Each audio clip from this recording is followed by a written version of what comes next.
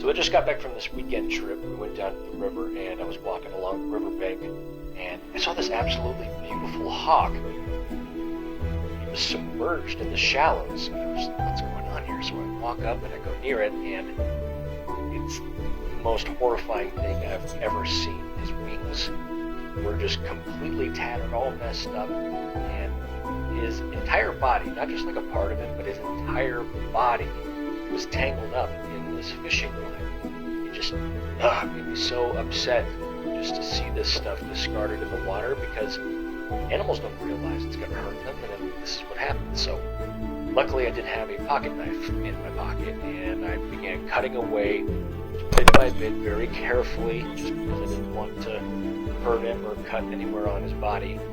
And just as I was doing this, I was realizing he's been here for a long time, because this bird was exhausted. He was incredibly patient as I was snipping the wire. I think he realized that I was helping him. He was stuck in such a bad way that there was wire even around his neck. So I just tried to pick it out really carefully. I've heard a million times it's not always safe to come close to a hawk, but I couldn't just let this poor bird struggle, and thank God he wasn't putting up much of a fight either, which fortunately made it so much easier for me to try to get him out of this. The toughest part were his feet. They were wrapped so bad, and his talons were just in a position that just looked super painful, so I had to free them just one by one. The wire was so tight, it was like almost cutting into the skin on his feet, so I just had to work super delicately, trying to slip in the knife without cutting him.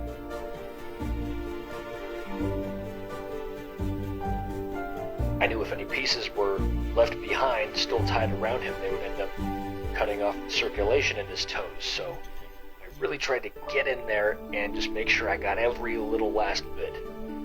He was disheveled, but not once did he try to attack or put up a fight. He knew he was being helped, I think.